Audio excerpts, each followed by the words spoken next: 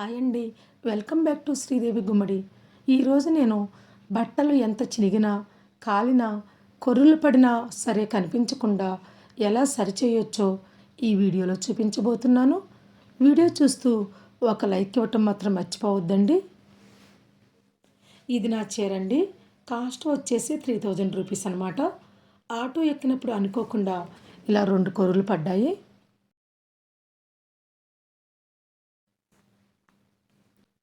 ఇప్పుడు ఈ చీరకి పడిన కురులను ఎలా కనిపించకుండా చేస్తానో చూడండి. ముందు ఈ చీర కలర్కి మ్యాచ్ అయ్యే 2x2 క్లాత్ని తీసుకొచ్చానండి.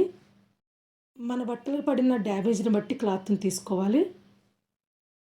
తరువాత చీరను తిరగలు తిప్పి ఈ క్లాత్ని పెట్టి కొర్రకు సరిపడా క్లాత్ని పెన్సిల్తో మార్క్ చేసుకుందాము. చిరిగినా కాలినా కానీ ఇలాగే చేయాలండి. ఇప్పుడు మార్క్ చేసినంత వరకు కట్ చేసుకుని పక్కన పెట్టుకుందాము.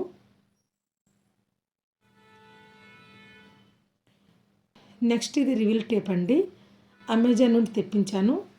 ఒకసారి ఈ టేప్ని కొంటే ఎప్పుడు అవసరమైతే అప్పుడు వాడుకోవచ్చు అన్నమాట. ఈ టేప్ని పల్చని ప్లాస్టిక్తో తయారు చేస్తారండి.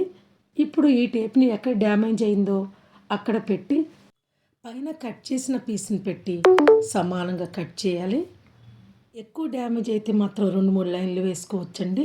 ఇలా పెట్టిన తర్వాత ఐరన్ బాక్స్ని హీట్ చేసి పైన ఏదైనా పేపర్ వేసి 1/2 నిమిషం రుద్దాలండి. ఐరన్ బాక్స్ వేడికి రివీల్ టేప్ పలచగా ఉంటుంది కాబట్టి కరిగి క్లాత్కి అంటుకుంటుంది అన్నమాట.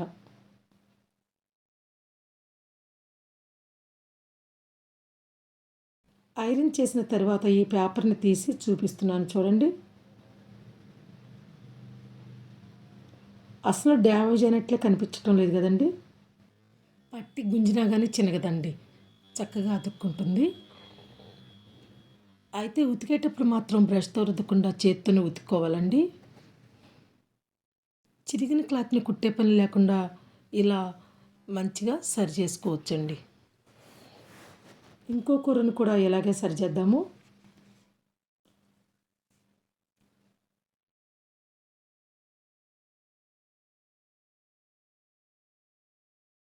రెండు అయిన తర్వాత తిప్పి చూపిస్తాను చూడండి.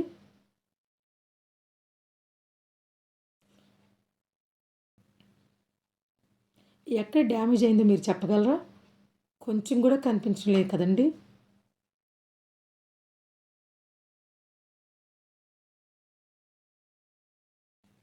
వీడియో క్లోజప్లో పెట్టి చూపిస్తాను చూడండి. దగ్గరికి కళ్ళు పెట్టి చూస్తే లైట్గా కొంచెం కనిపిస్తుందండి. కరెక్ట్ మ్యాచింగ్ క్లాత్ వేస్తే ఇలా కూడా కనిపించదు. కొంచెం కష్టపడితే సరిపోతుందండి. మీరు కూడా మీ బట్టలకి పడిన డ్యామేజ్ని ఇలా సరి చేసుకోండి. Thanks for watching. Please like, share and subscribe.